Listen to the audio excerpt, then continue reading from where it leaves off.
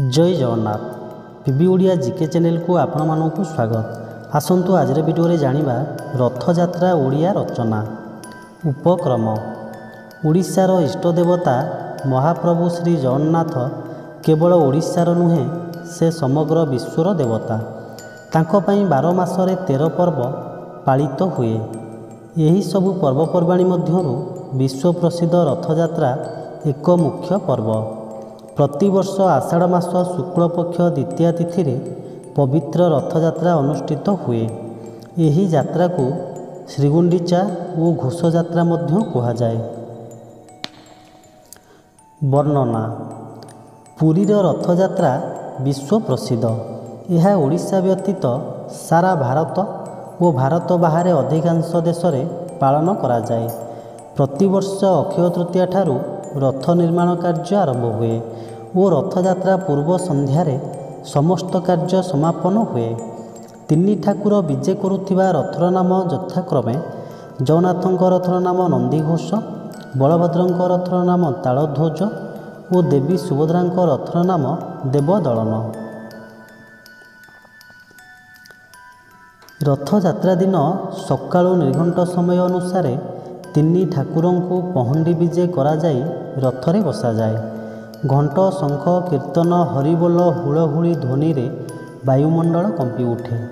यापर गजपति महाराज रथरे सुना खड़िकार चेरा पहरा करती।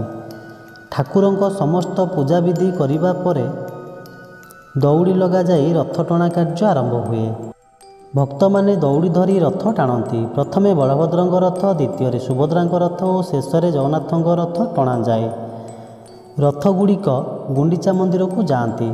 जनसमुद्र मध्य रथगुड़िक पहरिला परी प्रत्ययमान हुए। गुंडीचा मंदिर रे पहुँचवा पर ठाकुर मानू पहंडी करी मंदिर भीतर को निया जाए। गुंडीचा मंदिर रे ठाकुर 9 दिन धरी रुहंती। आषाढ़ मास शुक्ल पक्ष दशमी दिन को बाहुड़ा दशमी कहती। ठाकुर रथरे चढ़ी पुणी श्रीमंदिर को फेरी आसती। एकादशी तिथि रथ उपरे सुनावेश करा जाए। यापर ठाकुरों को मंदिर भीतर को निया जाए। प्रतिवर्ष यही यात्रा देखिबापी भारत वर्ष एवं विदेश लक्ष लक्ष भक्तों समागम हुए। शांति श्रृंखला रक्षा पाई बहु संख्यार पुलिस बाहिनी को नियुक्त करा जाइथाए। यह छड़ा विभिन्न सरकारी और बेसरकारी अनुष्ठान गुड़िकरू स्वेच्छासेवक बाहिनी नियुक्त होई शांति श्रृंखला रक्षा करने सहित भक्त मानक पई मागणा पानीय और भोजनर व्यवस्था मध्य करिथांती। रथयात्रार महत्व। श्री जगन्नाथ हेले भक्त वत्सल। भक्तटीए जेपरी श्रद्धारे धाई आसे प्रभुंक दर्शन करिबा पाई, सेहीपरि बड़ ठाकुर मध्य जाति धर्म वर्ण निर्विशेष निजर लक्ष लक्ष भक्त मानू भेटिबा पाई बड़ देउल छाड़ी चली आसती निज भक्त गहन को। यह सारा पृथ्वी को समानता एवं विश्व भातृत्वर संदेश देइथाए। पुराण रे वर्णित अछि श्री जगन्नाथ को रथरे दर्शन कले पुनर्जन्म हुए नहीं। पूर्व प्रस्तुति। रथयात्रार प्रस्तुति माघ मास शुक्ल पंचमी ठारू काठ संग्रह आरंभ हुए। साधारणतः नयागढ़ जिलार दशपल्ला जंगलरू काठ संग्रह करा जाए। अक्षय तृतीया ठारू रथगढ़ा कार्य आरंभ हुए। श्री जगन्नाथଙ୍କ रथ नंदीघोष को पीत एवं लोहित, बलभद्रଙ୍କ रथ तालध्वज को लाल एवं सबुज, सुभद्राଙ୍କ रथ दर्पदलन को लाल एवं कला रंगर कपड़ा सज्जित करा जाए। तीनोटी रथरे विभिन्न पार्श्व देवता को मध्य अध्वष्टित करा जाए। रथयात्रा पूर्व दिन समस्त रथ को सिंहद्वार निकट को निया जाए। शेष कथा।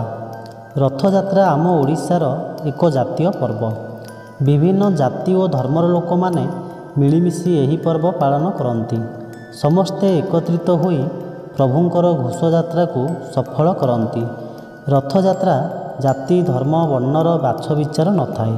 समस्ते एकत्रित होई प्रभुंकर घोषयात्रा को सफल करती।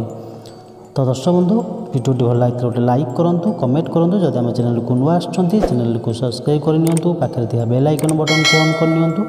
एमती आग को नुआ नुआ वीडियो देखा। धन्यवाद।